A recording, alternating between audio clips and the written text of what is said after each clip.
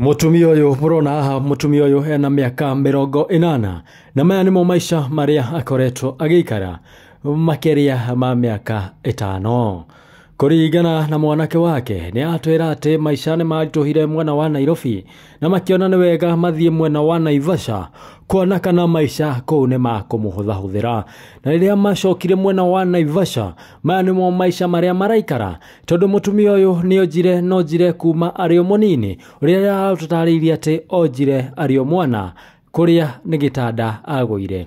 Mutumia uyu murona akuithetie ciana 10 riu cigatigara ciana 2 tu iria cie muoyo na iria citigarite mwanake umwe ni mwanake wa munyota kana mwanake uturaga anyuaga njohi uri ungi wi mwihoko wa mutumia uyu ni mwanake uyu murona haha reke tathikiriria wiigwire rugano rwa mutumia uyu ariona wonje wake ni athire na gicemania na muthuri uri na wonje wake wonje uria wake ni wonje wa kwaga kuona ni mathire na makihikania na magitanahirwo na ciana 12 ciana iria ciahotire go survive ni ciana 2 tu. Riria mutumia uyu mokire mwena wa Naivasha maya nimo maisha maria makoretwo magikara amu mwanake wake ndakoretwo wira na kuria ageria wira matirakorwo makiona matunda. Haha uguo rona haneho mutumia uyu akoragwo agithie bata, haneho akoragwo agikoma, haneho akoragwo akirira, haneho akoragwo agithambira. Na mundu uri uthambagia mutumia uyu tamaka ni mwanake wake. Ta imagine mwanake akiona njaga ya mamu wao ene kwaga wiki tondu mutumia uria mwanake uyu ahikitie mutumia uyu ni aumire thutha wa kuona mathina uria mamuingiheire na akiora na akimutigira mwana wa kahi. Nero niyo nyumba iria makoretwo magikara, nyumba iria tari na kindu gia kurugira, ndiri na kindu gia gwakia mwaki na ndiri na kindu onawe ungikorwo ukinyua mai. Nitwageririe kuria nyumba ino marihaga atia na nitwataririo nyumba ino makoragwo makiriha ciringi 1000 na 1000 ndikoretwo ikioneka amu mwanake uria ukoragwo akirora mutumia uyu mwanake uyu arutaga wira wa kuongania ma plastic odumwe na ma katoni. Yekiorona haha giki nikio kioro kiria mutumia uyu akoragwo agithiera thiini wa gitanda giki. Irio ici murona haha icio nicio iria mutumia uyu akoragwo akiheo ni andu a wendi mwega. Tathikiriria haha wiigwire uhoro. Mimi nilipigiwa simu na majirani. Kupigiwa simu na majirani wakaniambia kwamba kwani wewe uko wapi na mama yako huku ni kukufa na kufa. Wakati nilifika huku kufungua mlango nilipatana na harufu moja mbaya sana kwa nyumba. Nikashindwa kunaendaje, labda mama yangu hakuwa anaoshwa, labda ni zile vinyesi juu anajisaidiaga kwa kitanda, so labda hizo ndio zimekuwa mingi. Kuingia pale nikachukua ile mattress ambayo analaliaga nikamtoa nje hapa. Kumtoa nje nikaita mama fulani ambaye ni mzee kidogo akuja niangalilie juu saa mimi singemfunguanisha huku chini kama mtoto wake wa kijana. Nikaita huyo mama. Kuita huyo mama kuja kumfungua akapata mama yangu ni magunyo zinatoka kwa mwili wadudu. Mimi katika ile kuosha mama yangu yani inakuwa ni uchungu sana kwa sababu nakaaga najifikiria kwamba kwani mimi Mungu hakunipa nafasi ya kuweza kupata ambaye ni dada ama ni mtu ambaye angenisaidia, kwa sababu singeweza kuosha mama yangu. Lakini kwa sababu sina otherwise ama sina jinsi, naambia Mungu anisamee naosha mama yangu bila kupenda. Niweke maisha mama yangu vizuri, akuwe na maisha mazuri. Nipete hata kama niyo pesa ya kuwa namnunulia pampers, kwa sababu hata saa hii pampers hana, inakuwa ni manguo tu namfunga nazo, anajisaidia asubuhi na zitoa naenda. Matuko manau gafere twanona atumia kana athuri nio makoragwo makiorira majukumu ma kimucii. No muthenya wa umuthi atumia kana mutumia niwe wakorwo ukiorira majukumu ma kimucii. Tathita muno no ngwihoe haikono no wi hau na wina rugano rwaku ungenda gushare na ithwe tukinyana na mbeo hau the wa screen yaku. Ninge gutarabanga gitwo Wadua wa Mwangi tathiĩte mũno reke nyite mũgeni witũ ũgeni akorwo agĩtũgeithia na agĩtwĩra marĩtwa make na kũrĩa umĩte. Karibu sana. Asante. Kwa majina mimi naitwa Isaya Simon Mwangi. Nimezaliwa Nairobi katika mtaa ya Korokocho na huko ndio nimelelewa. Katika maisha yangu tumezaliwa katika tumbo la mama yangu watoto 12 na watoto 8 wote bahati mbaya waliaga wakakufa. Kabaki vijana wawili, na hao vijana wawili wazazi wetu walikuwa hawajiwezi. Baba alikuwa ni kipofu, mama ni disability ambaye ni mlemavu wa miguu. Sasa katika hii maisha wazazi vile si tumegrow tukafikia kiwango ya kujijua, ikakuwa kwamba shule hatukuweza kwenda kusoma. Mimi shule nilienda kasoma mpaka class 8, sikuweza kuendelea zaidi ya hapo. Then ikakuwa sasa maisha ambayo ingeendelea juu ya njaa ni kuanza kujitafutia. Mimi nikaingia street, kaingia kuna mahali hapo Dandora panaitwa Mukuru, nikaanza kuokota maplastic na machuma, naenda napima na lisha wazazi wangu. Wakati huo baba yangu alikuwa hai, hakuwa ameaga. Nikaendelea hivyo nikiwatafutia kidogo kidogo, napima, kuja nanunua kaunga, tunapika, tunakula. Sasa ukate kidogo, hiyo time babako alikuwa anafanya nini? Baba yangu wakati huo alikuwa anasaidiwa na missionary wa hapo St. Teresa's. So ikakuwa kwamba kwa sababu yeye hakuwa na macho, so akafikia kiwango wakampatia pesa za kuwa anafanya biashara, lakini kwa sababu yeye alikuwa hana macho ikakuwa kwamba zile pesa ile capital imeisha tu, na juu imeisha sasa ikakuwa pia sisi watoto tumegrow kama imeisha. Sasa vile tumegrow kama imeisha, tukaanza sasa kujitafutia. Sasa katika hiyo kujitafutia ndio kwenda Mukuru na Dhora. Hiyo gari inatokaga Embakasi na kujaga na machakula ambazo zinatoka uwanja wa ndege Embakasi. So hapo ndio tulikuwa tunapata hizo machakula. Unapata kuna makeki, kuna mayogurt na zile chakula ambazo zimebaki kwa ndege. Sasa hizo nilikuwa nachukua napelekea familia yangu ambaye ni baba yangu marehemu na mama yangu na huyu ndugu yangu. Sasa katika hiyo life mimi nikaendelea hivyo, nikafikia kiwango ambapo nimepatana na marafiki, kwa sababu kwa ile Kudhora kulikuwa na marafiki wengi. Tukashikana tukaendelea sasa kuwa ni kama mabad street, mabad boy katika ile mtaa. Sasa ile mtaa kafikia kwamba vijana wenzangu mpaka tumeanza raundi za ngeta. Enyewe by the way kweli watu tulikuwa tunawataimia wakati wametoka kazi saa 11 asubuhi, tunaingia pale kwa daraja Dandora, mtu na kisu yake. Sasa mkishika kamzee ningeta mnakapora simu na pesa. Kafikia kiwango tumeendelea mpaka tuka-upgrade, tukapata kitu inaitwa bunduki. Na hiyo bunduki enyewe tuliitumia na tukapora katika vilabu mingi na maduka mingi na watu wengi. Baada ya hapo sasa ikakuwa kwamba majina yetu imechafuka sana na ikakuwa tunalawama mingi, na ikakuwa tunatafutwa na maskari na hata wazee wa vijiji. Hiyo mtaa yetu ya Korokocho ilikuwa imejulikana sana kwamba ni mbaya. Ikuwe kwamba kila asubuhi ukiamka utapata maiti, mtu amekufa kwa sababu ya hiyo. Sababu sasa unakuta kwamba akikatana pesa lazima mtamdunga, mchukue kile mko nao. Nyinyi haja yenu ni mchukue do, hamtaki kujua usalama ule mtu. Lakini kweli katika ile life mimi vile nilikaa, ndio nilikuwa nabeba silaha, lakini sikuwahi kudunga mtu, ila nilikuwa nabeba silaha pamoja na wenzangu, ila wenzangu walikuwa wanafanya mengi mabaya. So mimi nikaendelea kuishi na wale wenzangu kwa muda kidogo. Katika miaka vile zilisonga, marafiki zangu wengi walikufa, waliuawa, pigwa mabunduki, wakakufa. Tunaenda mazishi Rangata tunazika. Wengine juu walikuwa ni Waislamu tunawazika Kariakoo. Ikakuwa kwamba si feel pain na si feel vibaya, naona tu ni kama life inaendelea tu kawaida, kwa sababu ile maisha ya Udingo ilikuwa ni smart, kwa sababu hakuna kitu ungekosa. Wewe utaenjoy utakuwa na madem, utakuwa na pesa, kitu yoyote ile utataka yenyewe utakuwa nayo kwa sababu ile shida.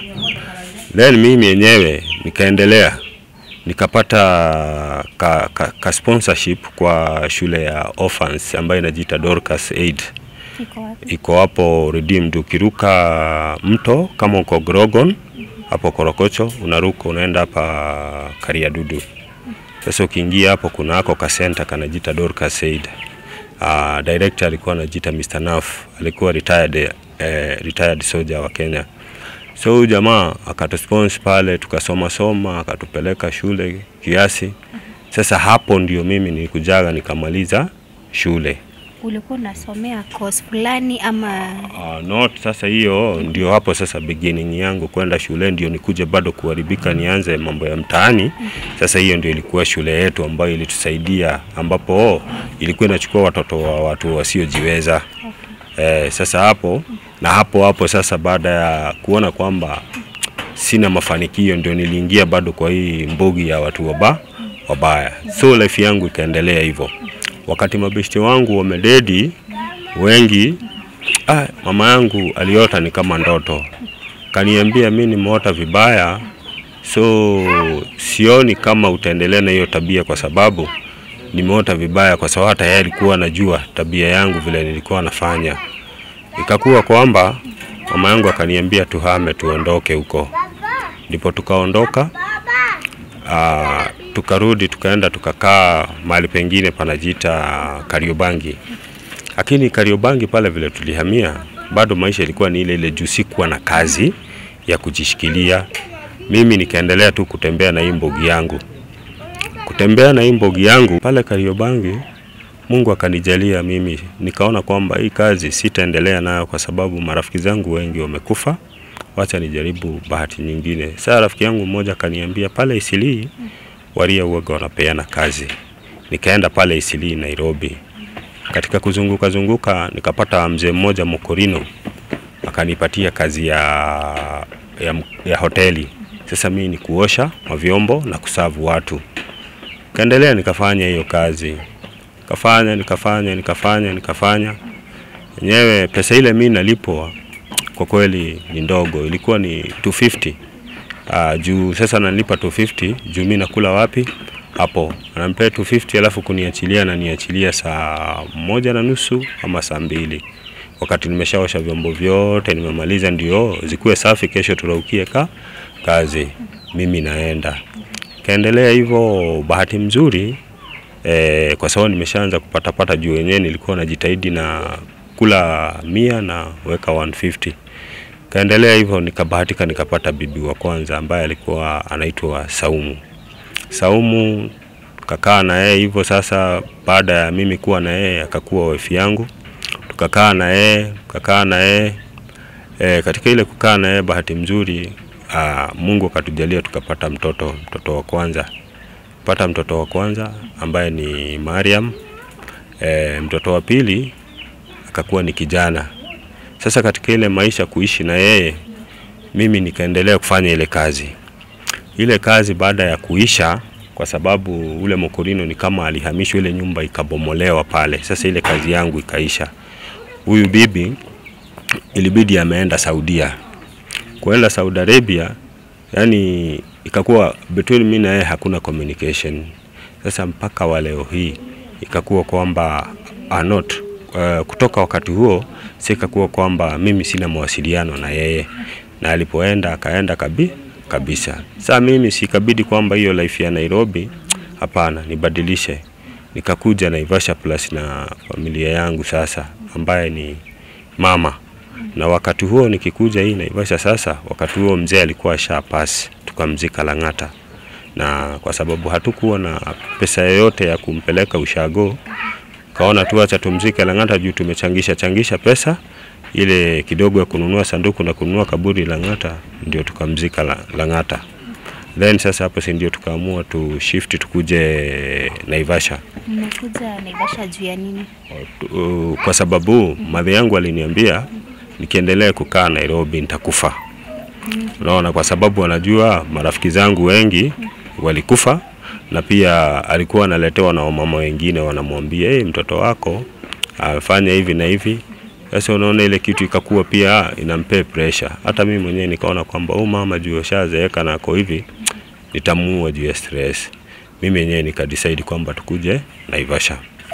So kukuja hiyo Naivasha, hatuna mbele wala nyuma. Hiyo life yangu nikaendelea hivyo. Nikaendelea kuokota hizo maplastic na machuma, kwa sababu sasa sina mwenyeji yule angenionyesha kwamba twende hivi na hivi. Hakuna. Kaendelea kuokota hizo maplastic na machuma na pima kidogo, tunapata riziki yetu ya kukula. Tukahamia kwa nyumba fulani hapa chini sasa juu wakati tulikuja tulifikia kwa mama mwingine ambaye alitusaidia nyumba kukaa kwa siku kidogo. Sasa mimi nikaona kwamba haka kadogo nimepata juu hiyo nyumba ilikuwa inalipwa 350. Ni nyumba ya matope na haina stima. Tukaingia hapo tukakaa. Sasa baada ya kukaa hapo hivyo, mimi nikaendelea tu na ile kazi yangu ya kuokota maplastic. Kuendelea hivyo, si ndipo sasa ikakuwa kwamba nimepata rafiki ambaye angeniambia twende baharini kwenda kutega samaki. Tukaruka baharini kwenda kutega samaki. Sasa at least nibadilishe kazi nione kama itakuwa na mafanikio tofauti na ile mafanikio mengine. Hapo sasa kuendelea hivyo kutega samaki ikakuwa bahati nzuri ama bahati tuseme tu ni bahati nzuri juu nilikuwa napata kama 500 ama 600 kwa siku. Hapo sasa ndio nikapata tena bibi mwingine ambaye ni wa pili sasa kutoka hii area. Nikamchukua tukakaa na yeye. Sasa baada ya kukaa na yeye hivyo life yangu ikaendelea nikitegaga tu samaki. Ngatega samaki. Sasa wakati miezi zimesonga, ikafikia kiwango pale mafisheries wamekuja wakaanza kutuhangaisha. Mara unashikwa, ukishikwa unapigwa kama nyoka, unakulishwa samaki ikiwa mbichi. Mimi hiyo shughuli nikaona hapana. Hapa mimi nitaumia. Nikawachana nayo. Nikaenda sasa Kenangofu kwenda kujaribu kutafuta hizi vibarua za kupalilia ama kuvuna viazi. Round 1 nilipoenda nikafanya kama wiki 2 nikarudi. Niliporudi nikaambia madhi yangu kwamba madhi sasa mimi nimepata kazi. Wacha nijaribu juu sana nilikuja na tu viazi kidogo kawaletea angalau wakae, kwa sababu wakati huo sasa nilikuwa nimeshapata udem kama rafiki yangu. Sasa ndio nikampanga nikamwambia wewe utakuwa unasaidia madhi, angalau unapika hii kidogo viazi mnakula. Mimi nikamwambia wacha nirudi huko ndio nijaribu kufanya nini kuendeleza maisha. Pesa nitakuwa na watumie ile kidogo napata. Mimi nikaenda hiyo Kenangofu. Kwenda hiyo Kenangofu kaendelea kufanya vibarua. Almost nilikaa kama wiki 3. Wiki 3 nikapewa hizo pesa, nikamtumia 1500. Baada ya kumtumia 1500 kukaa siku 2-3 mimi nilipigiwa simu na majirani. Kupigiwa simu na majirani wakaniambia kwamba kwani wewe uko wapi na mama yako huku ni kukufa na kufa. Najua nikashtuka. Sasa baada ya kushtuka nikajiuliza kwani kunaendaje. Sasa nikampigia sasa simu huyo mama tena huyo juu ni simu ya kuomba. Nikamuuliza kwa nini umesema hivyo? Akasema mama yako ni mgonjwa, wewe hebu kuja. Mimi nikakuja kweli, nikapanda gari wakati nilifika huku kufungua mlango nilipatana na harufu moja mbaya sana kwa nyumba. Nikashindwa kunaendaje. Labda mama yangu hakuwa anaoshwa, labda ni zile vinyesi juu anajisaidiaga kwa kitanda, so labda hizo ndio zimekuwa mingi. Kuingia pale nikachukua ile mattress ambayo analaliaga, nikamtoa nje hapa. Kumtoa nje nikaita mama fulani ambaye ni mzee kidogo akuja niangalilie juu saa mimi singemfunguanisha huku chini kama mtoto wake wa kijana. Nikaita huyo mama. Kuita huyo mama kuja kumfungua, akapata mama yangu ni magunyo zinatoka kwa mwili wadudu. Si huyo mama akapiga kelele akasema huyu mama ni kuoza anaoza. Sasa kuona anaoza, silibidi hata mimi nimeshtuka. Ndio yule mama akaniambia acha nimfunge leso, alafu sasa wewe umuoshe tumpeleke hospitali. Mimi nikafanya hivyo kweli. Yule mama akamfunga leso. Baada ya kumfunga leso, mimi nikachemsha maji hapo, nikaanza kumuosha. Tukampeleka Hosi hapa district. Sasa kumpeleka Hosi, yenyewe kweli wakati alienda akaangaliwa na daktari, kumbe ni vile akilala zile mavi na zile uchafu zinamchoma mpaka zikatengeneza wadudu. Sasa kutengeneza wadudu ndio zikatoboa shimo kwa mwili yake. Sasa wale wadudu hata walikuwa wanatoka kwa mwili wanaanguka chini. Hapo sasa akatibiwa, kakaa district karibia mwezi mzima, akatibiwa pale. Sasa amekaa akipewa dawa, ile kidonda mwishowe ikaanza kuonesha dalili ya kupona. Si akapewa ruhusa, lakini pesa ambayo tulikuwa tunadaiwa ilikuwa ni almost 30k. Unaona? Sasa hiyo 30k, huyu bibi nilikuwa na yeye wakati ameona hii issue imekuwa ni serious zaidi kuhusu mama yangu. Najua alikuwa anajua ako na makosa, hakuwa anasaidia mama yangu kumuosha ama kumpikia. Ilibidi huyu bibi ametoroka. Akatoroka, akaniachia mtoto. Yeye akaenda. Sasa ikakuwa kwamba mimi niko na shida mara mbili. Niko na shida ya kutoa mama yangu hospitali, na niko na shida ya kuwaza tena huyu mtu ameniachia mtoto, nilee mtoto peke yangu. Okay. Pale sasa mimi sikuwa hata na shilingi ya kuweza kwenda kudanganya madaktari niko nayo. Ikabidi sasa nimeanza kuzunguka huku kwa marafiki nikijaribu vile nitachangisha ifike hiyo 30,000. Kweli nikajaribu sipati pesa. Wamempea ruhusa atoke, lakini mama yangu alikaa tena almost ni kama mwezi tena pale Hosi kwa sababu ya kujaribu kuchangisha. Nikazunguka hii karakta, wengine wananiambia huyu mama yako hatumjui, hebu tupe picha. Mimi sina picha, niko tu na zile karatasi za bila.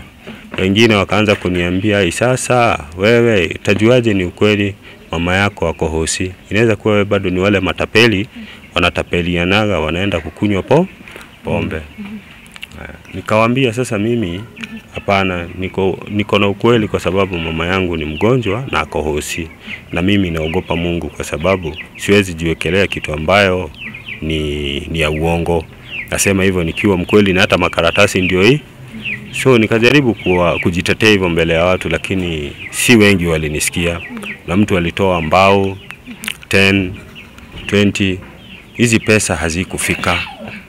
Sasa kuna mama mmoja ambaye alinipatia idea, kaniambia hivi, hii shida ni kubwa na ule mama juu ashapewa ruhusa, amepewa discharge. Wewe fanya hivi, enda kwa mheshimiwa wetu anaitwa Virginia, huyu MCA.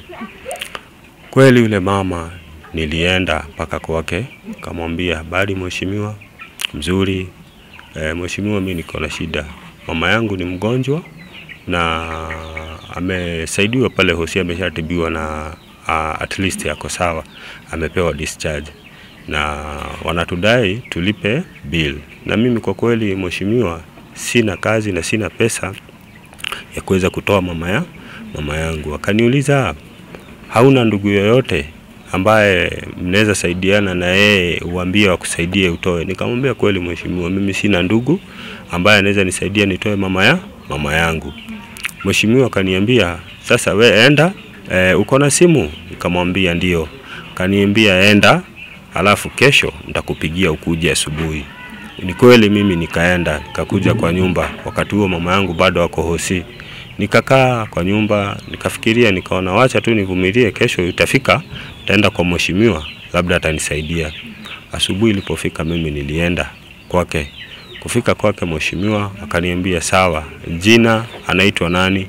Nikamuelezea jina ya Madhe. Alafu sasa akaniambia sawa, hiyo wewe chana nayo, mimi nitamalizia hiyo shughuli, nitatoa mama yako. Mimi nilishukuru yule mheshimiwa, nikamwambia mheshimiwa asante na Mungu akubariki. So siku iliyofuata nilienda Hosi, nikawauliza, akasema ni kweli mheshimiwa alipiga simu na akasema ataklia hiyo bili yote. Mimi nikashukuru sana. So baada ya hapo hawakumruhusu hiyo siku.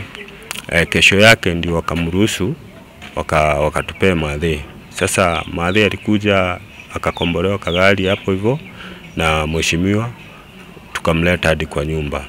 Sasa baada ya kumleta kwa nyumba, ukumbuke kwamba yule mama bado anahitaji chakula, anahitaji dawa. Mheshimiwa mwenyewe ile kitu alitusaidia, alitupatia wheelchair. Baada ya kutupatia wheelchair na mattress na kakitanda hapo hivyo, sasa ndio madhe kuu akilalaga wapi? Kwenye hiyo mattress, kwa sababu ya hiyo kidonda, hiyo injury alikuwa nayo. Mamangu akakuja kweli kwa nyumba, akamtandikia hiyo bed, akaanza kulala hapo, treatigi kwa hiyo kidonda yake ndiye aweze kupona.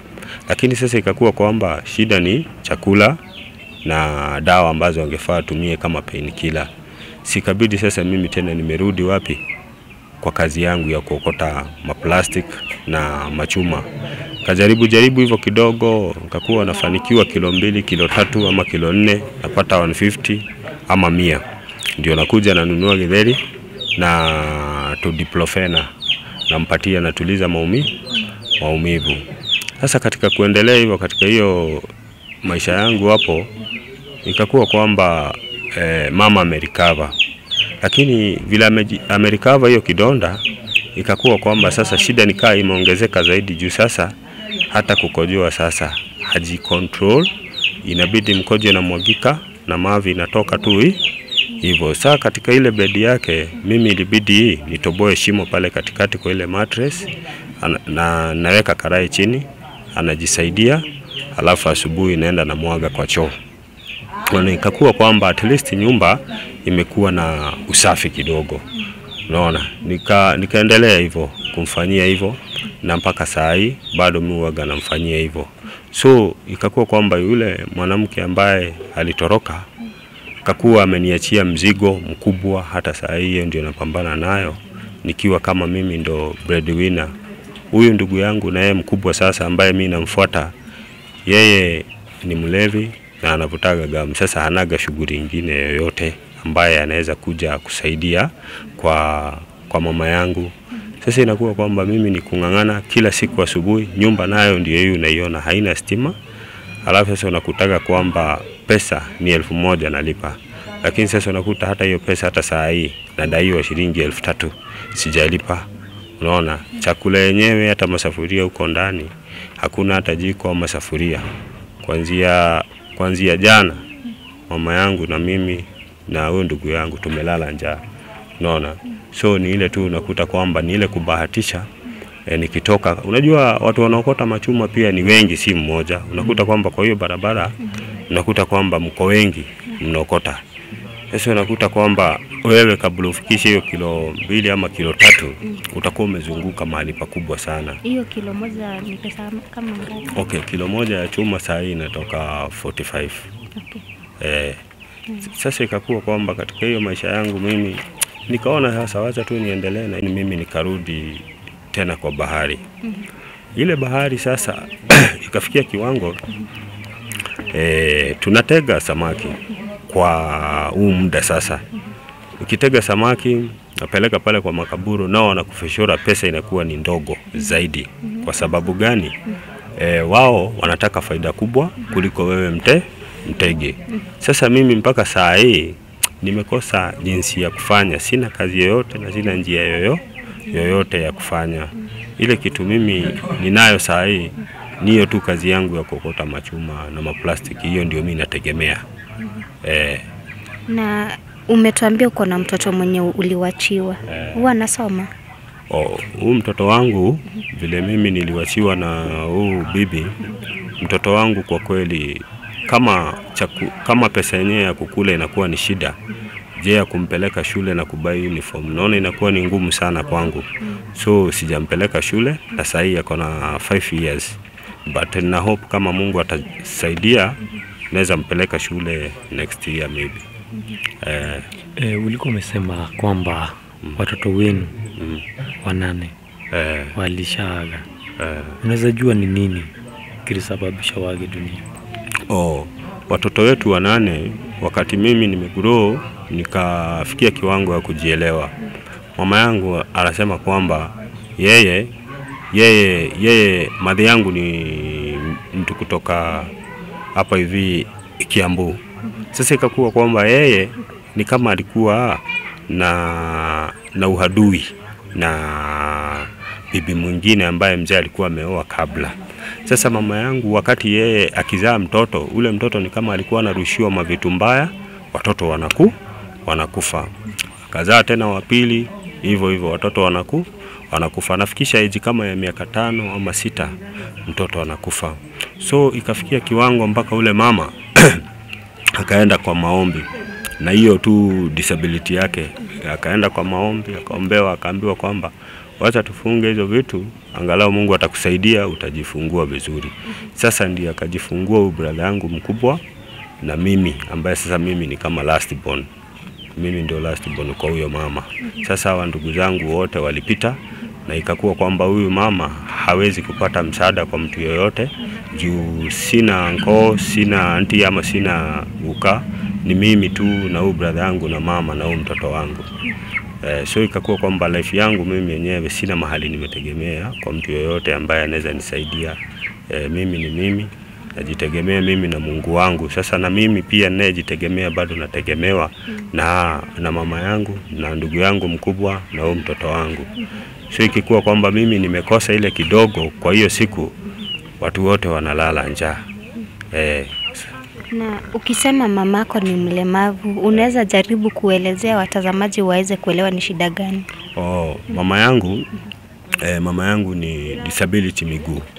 Alafu pia macho moja hana, na nguvu za mikono pia hana, na age yake pia ni imesonga.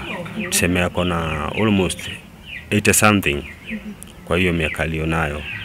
Sasa hapo huyo mama ni mzee, na unaona pia na ile ulemavu ya mguu hawezi kufanya kitu yoyote. Sasa inabidi sasa hata kama ni hiyo kwenda choo anajiendea tu hapo. Ulikuwa umesema kwamba ulikuwa unaenda kazi. Ushaijaribu kwenda kazi ya mjengo? Mimi kazi ya mjengo baada ya mimi kukuja hapa Naivasha, nilikuja nikaenda kazi ya mjengo. Naamka saa 12 nafuatana na wale wengine wakienda mjengo, na nilifanya kafanya kwa muda kidogo, lakini nikaona kwamba wale maforeman na wale mafundi wanapeana kazi kwa kujuana.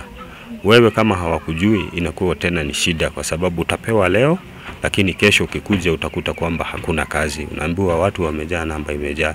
So inabidi kwamba unajua yule hakujui shida zako, lakini sasa na wewe hautamlaumu kwa sababu amepeana kwa mtu mwingine kazi, itabidi uende mahali pengine. Ukienda mahali pengine unakuta tena masaa imeenda, ni saa 3 na kwa mjengo unafaa uingie saa 1. So unaona kwamba itabidi umerudi nyumbani ama uendelee kuokota chuma. So nikikosa inabidi sasa naendelea kuokota chuma, na badala ni amkie tena hiyo kazi juu nilikosa jana, naona heri kazi yangu ya kuokota chuma na maplastic juu hiyo sibishanagi na mtu. Sasa hiyo inakuwa ni nguvu yangu ya kutembea kwa mguu. Mungu akijalia nikitembea kwa muda mrefu nakuta kwamba zile chuma si eti ni rahisi zinapatikana. Unakuta kwamba nimetembea kutoka hapa hadi Naivasha nimepata kilo kama 2. Sasa hizo kilo 2 nikipima hiyo ni 90 bob. 90 bob mimi mwenyewe juu nimechoka sijakula. Nakula kama 30 na katakatiwa mandazi. Hizi zingine naweka tena nikikuja nikiokota. Ndio at least nikifika nyumbani 60 na wanunulia githeri ambayo imepikwa. Nikuweka chumvi, wanakula, hiyo siku inaisha hivyo, na wanakunywa maji wanalala. Tuambia kwamba unaoshanga mamako. Wanga unafeel aje wewe kama mtoto wa kijana? Unaona ile uchi ya mamako? Mimi katika ile kuosha mama yangu, yani inakuwa ni uchungu sana, kwa sababu nakaaga najifikiria kwamba kwani mimi Mungu hakunipa nafasi ya kuweza kupata ambaye ni dada ama ni mtu ambaye angenisaidia, kwa sababu singeweza kuosha mama yangu. Lakini kwa sababu sina otherwise ama sina jinsi, naambia Mungu anisamee naosha mama yangu bila kupenda, na naambia Mungu wangu anisamehe. Kuzimu waga nachukua leso na mfunga huku juu na muosha vizuri, na msugua hadi miguu, huko kwingine na muachia yeye mwenyewe anajiosha. Then sasa wakati wa kumpaka mafuta tena na mwambia jifunge leso na mpaka huku juu kichwa. Kama ni kucha ni refu, hizo kucha na mkata, hata nywele saa zingine na mnyoa mimi mwenyewe na makasi. Kisha mnyoa maliza hapo, namvalisha manguo na muacha sasa hapo akiwa sawa. Lakini umesema kwamba hana nguvu ya mikono. Hana nguvu ya mikono kwa sababu yani ile mikono ya kuweza kufanya kitu mzito. Lakini kujishika kidogo ambaye ni kama kujisugua hata kujikuna yani anaweza. Hata wewe mwenyewe ukimwangalia utaona ile mikono haina nguvu. Sasa ungependa wa Kenya wakusaidie vipi? Mimi kwa kweli ningeomba tu kwa wasamaria wema wale wanaweza guswa na roho yao, kwa sababu hii dunia ni mapito na mwanadamu husaidia mwanadamu mwingine, na singependa nizaliwe katika shida kama hii ambayo niliyokuwa nayo, na singependa kusema kwamba huyu si mama yangu ama hii si maisha yangu. Mimi najua kwamba shida ni kwa kila binadamu yutokea. So kwa Wakenya wote watakaoona inastahili na wataguswa na moyo wao, ningeomba tu wanisaidie ili niweze kubadilisha maisha yangu. Ya kwanza niweke maisha ya mama yangu vizuri, akuwe na maisha mazuri. Nipete hata kama niyo pesa ya kuwa namnunulia Pampers, kwa sababu hata saa hii Pampers hana, inakuwa ni manguo tu na mfunga nazo, anajisaidia asubuhi nazitoa naenda natupa. Then nipeleke mtoto wangu pia shule, hiyo mimi nitashukuru. Alafu niweke hata kama ni kabiashara kadogo kakuweza kunisaidia ili niweze kulea hawa watu. Sasa mama yangu pia na mhesabu ni kama mtoto wangu pia, kwa sababu sasa yeye amegeuka kuwa mtoto. So na hesabu hiyo ndio familia yangu mimi, na nitegemea plus brother yangu hawa watatu. Ningeomba tu wa Kenya wale watakao guswa na moyo wanisaidie. Na Mungu atawabariki. Namba yako ya simu? Namba yangu ya simu ni 0702801989. Jina italeta Isaiah Simon Mwangi.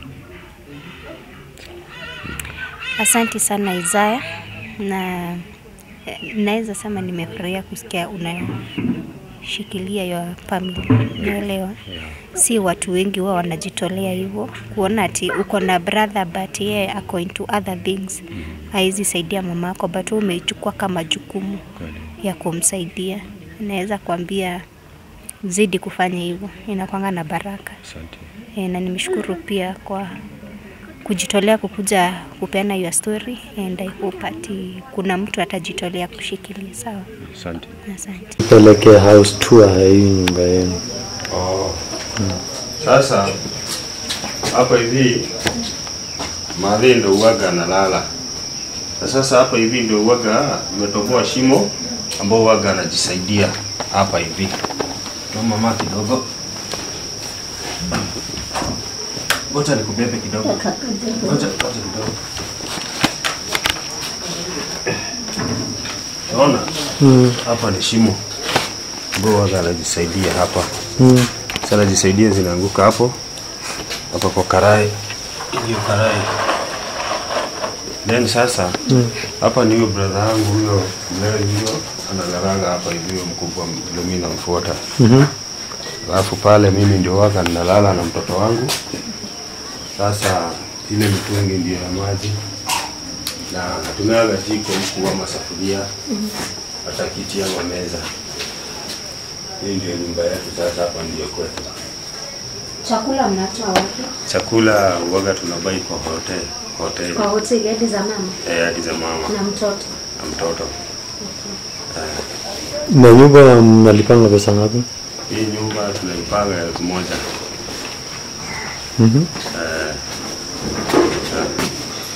Na haina stima. Sasa unakuta kwamba tunaendaga kuchota maji huko nje ama tumeletewa na punda. Kwa sababu nimeona venye situation iko hapa. Hebu ambia Wakenya chenye sasa unataka kusaidiwa nacho. Mimi kwa kweli ningeomba Wakenya wale watakao guswa ndani ya yao wabadilishe maisha yangu na maisha ya mama yangu na ndugu yangu pamoja na huyu mtoto wangu. Angalau kuwe na maisha at least kidogo ya kujielewa. Cause mimi singependa kuishi katika hii maisha vile tu nilijikuta nayo nikakubali, kwa sababu huyu ndio mama yangu alinizaa. So siwezi badilika kama siwezi mruka. Yeye ni kama Mungu wangu wa pili juu sasa yeye ndiye alinizaa. Itabidi mimi pia nimkubali vile alivyo. Na mimi sasa nimsaidie ile kiwango ningeweza kumsaidia. Lakini sasa nguvu yangu ya kumsaidia sina. Ni ile sasa najaribu kung'ang'ana kuokota maplastiki na machuma, hiyo ndio wanapata. So unaona kama leo sasa hawajakula kitu yoyote kuanzia asubuhi mpaka saa hii. Unaona? So ningeomba Wakenya wanisaidie, kwa yote yule ataguzwa na Mungu amsaidie niweze kubadilisha hii maisha yangu na familia yangu. Hii ndio familia yangu, mama yangu, mtoto wangu na brada yangu. Angalau nipate hata kama nikakazi naweza weka niweze kulea hii familia yangu. Na sasa nikuulize, umetuelezea hapa ndio mama anatumia kwenda haja yake. Unamaanisha kwenda haja kubwa na haja ndogo? Zote. Inapitia kinyesi, inapitia kwa hapa. Inapitia hapa. So nikikuta si unaona? Inapitia hapa. Then nikikuta imekwama hivi, mimi naisukuma. Alafu inaanguka hapa. Asubuhi inaenda kumwaga, si unaona? Kids, video kugate horo ye mushu.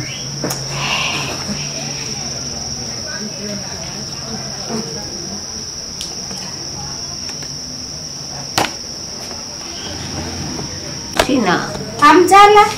Na ile imetoka wapi? Iko wapi? Kuna mboga hapo nyuma yako. Hii. Hii nimepata kwa wajirani wa. Jirani amekusaidia ya kula jioni ya leo. Sasa. Takula hii, takula.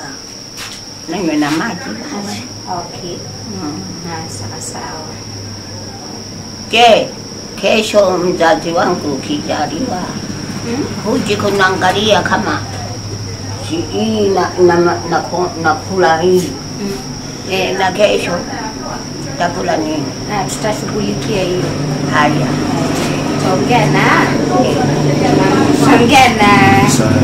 Isaya, alafu tutashughulikia. Haya mama. Asante mama yangu, mfike salama. Asante. Mkalale salama.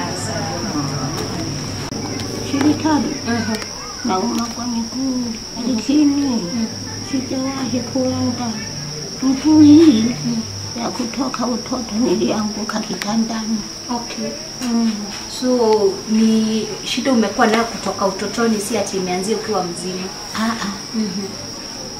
Hii nilikuwa tunasikiliza na mama. Nilikuwa nimezaliwa mzima. Baada ya hapo ya uzima wangu nikawa nachoka kulala. Naamka. Kuamka ndio nikaanguka. Ndio ulema sasa wanaegemea humu na humu. Na sasa nimekuja kukutembelea mam. Unakuja kunitembelea? Kwa sababu nimesikia shida zile uko nazo hapa. Unaweza taka Wakenya wakusaidie jinsi gani? Mimi Wakenya cha mno na cha pili ni chakula. Hamna chakula? Hamna chakula kabisa. Na nguo. Na nguo hauna? Sina mama, ni urengeti tu. Okay. Sawa. Najua watakusikia na watakusaidia. Ni sawa mama? Tashukuru. Na nani anakuangalia hapa nyumbani? Hapa. Watoto wangu wanatoka. Tuko hapa. Kuna Simon. Mjukuu wako na kumbu nanijua wewe. Anakujua kabisa. Kumbu nanifahamu mama. Mungu akubariki. Asante mama. Nimeshukuru sana Eh. na Mungu azidi kukulinda Hata wewe. na kuzingira na wabariki sana. Asante. Tutaonana wakati mwingine. Haya. Kwa heri. Haya mama, mkalale salama. Pia nawe. Yes, mwirori thini wa platform ino itu tutie twarehe mundurume urearia one wa mbere na ngwiciria athuri aria maratwirorera ni mako maria mbere gu support mundurume uria oroka kwiiturura mathina make ningi kiumira ngagitwo Wandua wa Mwangi. Njitagwo Kate Infinity na ngakwira road to 50,000 subscribers. Kindly agikorwo do subscribe ite korwo gi subscribe oroho like the video na no share with your friends. Asanteni sana. Yes, mafansa Wandua wa Mwangi tengirai hakit ati gutohora bara ya road to 50k subscribers. Tweregane.